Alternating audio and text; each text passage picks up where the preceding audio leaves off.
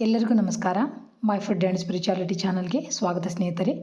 ಓಂ ನಮಃ ಶಿವಾಯ. ಮೃತ್ಯುಂಜಯಾಯ ರುದ್ರಾಯ ನೀಲಕಂಠಾಯ ಶಂಭವೇ ಅಮೃತೇಶಾಯ ಶರ್ವಾಯ ಮಹಾದೇವಾಯತೆ ನಮಃ. ಸ್ನೇಹಿತರೆ, ಎಲ್ಲರಿಗೂ ಕಾರ್ತಿಕ ಸೋಮವಾರದ ಶುಭಾಶಯಗಳು ಮತ್ತು ಸೋಮ ಪ್ರದೋಷದ ಶುಭಾಶಯಗಳು.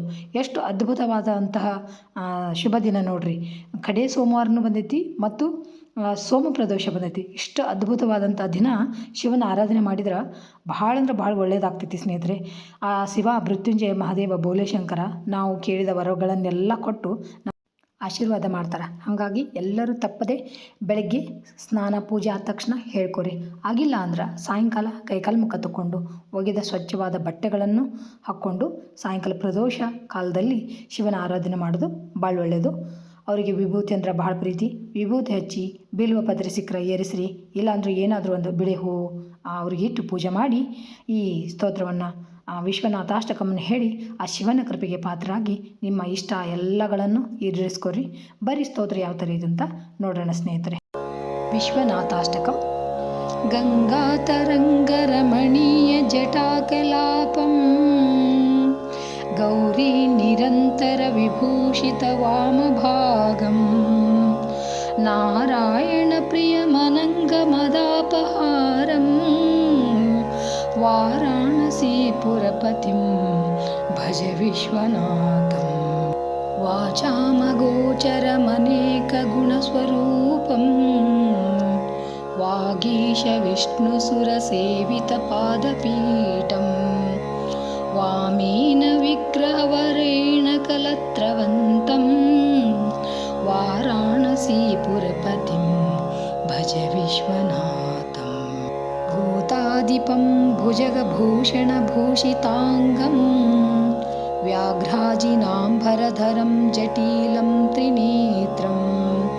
ಪಾಶಾಂಕುಶಭಯವರಪ್ರದಶೂಲಪಾಣಿಂ ವಾರಾಣಸೀಪುರಪತಿಂ ಭಜ ವಿಶ್ವನಾಥಂ ಸೀತಾಂಶುಶೋಭಿತಕಿರೀಟವಿರಾಜಮಾನಂ ಪಾಲೇ ಕ್ಷಣಾನಲವಿಶೋಷಿತಪಂಚಬಾಣಂ ನಾಗಾದಿಪಾರಚಿತಭಾಸುರಕರ್ಣಪೂರಂ ವಾರಾಣಸೀಪುರಪತಿಂ ಭಜ ವಿಶ್ವನಾಥಂ ಪಂಚಾನನಂ ದುರಿತಮತ್ತಮಥಂಗಜಾನಾಂ ನಾಗಾಂತಕಂ ಧನುಜಪುಂಗವಪನ್ನಗಾನಾಂ ದಾವಾನಲಂ ಮರಣಶೋಕಜರಾಟವೀನಾಂ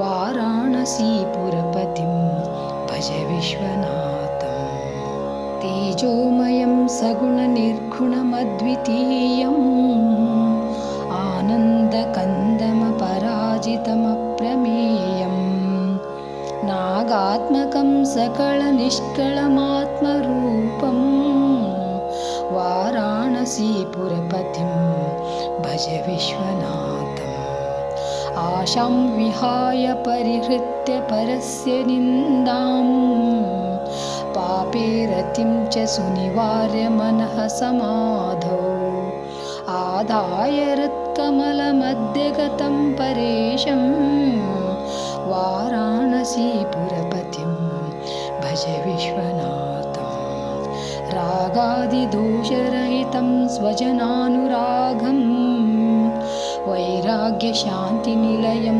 ಗಿರಿಜಾಸಹಾಯಂ ಮಾಧುರ್ಯಧೈರ್ಯಶುಭಗಂ ಗರಳಾಭಿರಾಮಂ ವಾರಾಣಸೀಪುರಪತಿಂ ಭಜ ವಿಶ್ವನಾಥಂ ವಾರಾಣಸೀಪುರಪಥೆ ಸ್ತವನಂ ಶಿವಸ್ಯ ವ್ಯಾಖ್ಯಾತಮಷ್ಟಕಮಿದಂ ಪಠತೆ ಮನುಷ್ಯ ವಿದ್ಯಾಂ ಶ್ರೇಯಂ ವಿಪುಲಸೌಖ್ಯಮನಂತಕೀರ್ತಿಂ ಸಂಪ್ರಾಪ್ಯ ದೇಹವಿಲಯೇ ಲಭತೆ ಚ ಮೋಕ್ಷಂ. ಇತಿ ಶ್ರೀ ವಿಶ್ವನಾಥಾಷ್ಟಕಂ ಸಂಪೂರ್ಣಂ. ಶ್ರೀ ಕೃಷ್ಣಾರ್ಪಣಮಸ್ತು. ಥ್ಯಾಂಕ್ಸ್ ಫಾರ್ ವಾಚಿಂಗ್ ಸ್ನೇಹಿತರೆ. ಎಲ್ಲರಿಗೂ ನಮಸ್ಕಾರ. ಜೈ ಶ್ರೀ ಕೃಷ್ಣ.